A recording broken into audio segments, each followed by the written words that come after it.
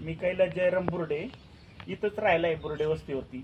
हे देवी पुरातन काळी म्हणजे इथं अवतरली म्हणजे वाणी समाजाची आहे।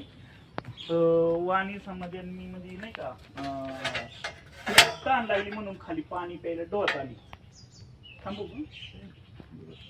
तर ती आधी वडील वर थांबली।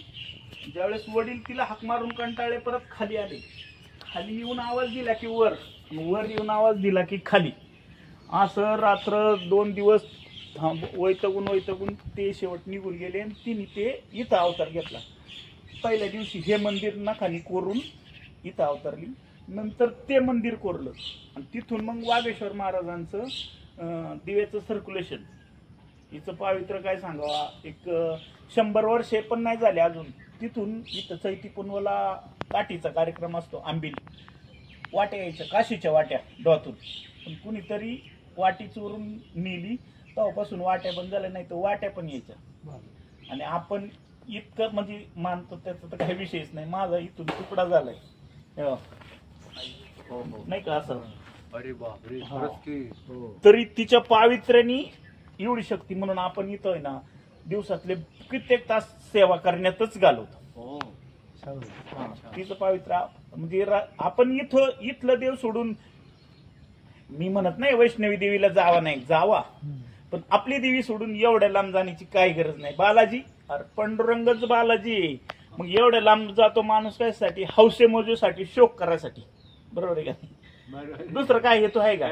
नाही, एन्जॉय करायसाठी जातो। नाही तर बालाजी पांडुरंगाच्या मोठं कोण आहे का? मग हे देवीच्या मोठं कोण आहे का? स्वयंभू आहे का? नाही। कोणती देवी अशी का 1 पीस पाषाण ती सांगा एखादी देवी स्वयंभू? हा, मग इथं पहिलं आरामगृह नव्हतं, मोकळच असायचं कपच्या कुपच्या। मग ते सिमेंट कॉन्क्रीटने भरून आरामगृह केलं, आता 2-4 वर्ष झालं। मग इथं एक मोठी कमान होती, भव्य दिव्य, पहिलं आपल्या हस्ते झालेली पहिली वास्तू।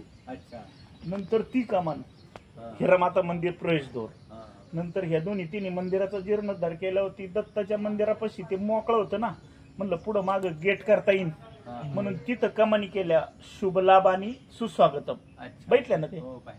हा, मग पण काहींना नाही पावत त्याच्यामुळे त्रास देतात। अहो 3 वर्ष पाणी बंद केलं होतं इथलं माझं। 113 प्रकारच्या वनस्पती लावल्या होत्या। किती माग भेटू दे झाड, सोचो वेगळं असेल, चांगलं असेल ना तर घेऊन येणार, लावणार। पण म्हणजे लय लांबून लोक फोटो काढायसाठी यायला लागली, मग ह्यांचं हे कमी झालं ना।